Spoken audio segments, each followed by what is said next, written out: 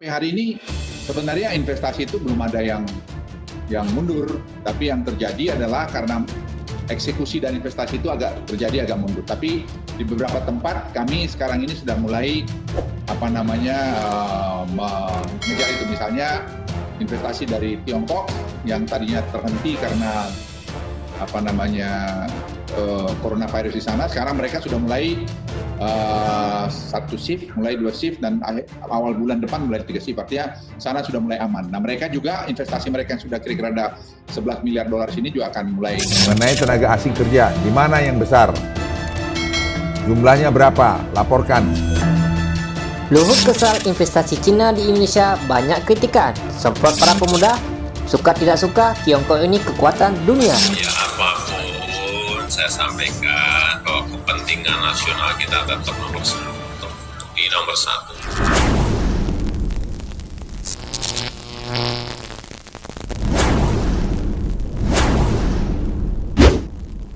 Menteri Koordinator Bidang Kemaritiman dan Investasi Luhut Binsar Panjaitan mengungkapkan opininya tentang Cina. Hal ini seiring banyaknya masyarakat, khususnya generasi muda yang kerap nyinyir dengan keputusan pemerintah yang melibatkan negara tirai bambu. Menurut Luhut, investasi Cina di Indonesia tidak sepatutnya selalu dikaitkan dengan isu negatif. Luhut mengatakan Cina adalah kekuatan dunia yang diperhitungkan, sehingga kita tak bisa mengelak dengan fakta di lapangan. Luhut membeberkan fakta mengenai pengaruh Tiongkok di dunia, supaya anak muda tahu ekonomi Tiongkok ini hampir 18% berpengaruh ke ekonomi global. Amerika kira-kira 25%, kata Luhut dalam sebuah kuliah virtual.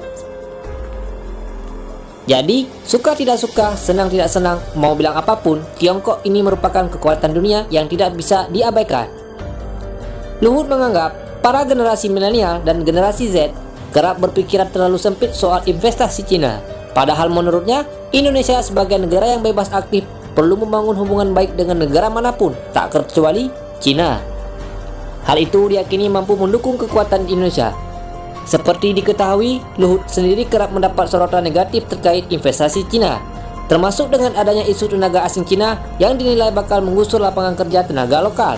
Cina mampu mendukung visi Indonesia untuk beralih ke industri nilai tambah, kata Luhut. Menurutnya, investasi Cina juga membantu mengembangkan pabrik tambahan komoditas.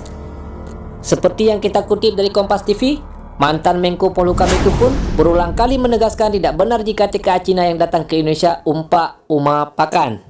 Sebagai contoh, di kawasan industri Kanoe, Sulawesi Tenggara, jumlah TKA Cina yang datang ke Indonesia sangat kecil, yakni hanya sekitar 8% dari total tenaga kerja keseluruhan dalam proyek. Lanjut Luhut, Cina pun sejauh ini cukup patuh dengan aturan berinvestasi di Indonesia. Terkait tenaga asing atau TKA Cina, sebenarnya jumlah mereka seperti diketahui hanya berkurang lebih 8% dari para pekerja yang ada. Saat ini jumlah TKA juga makin berkurang dengan adanya politeknik di Morowali, kata Luhut.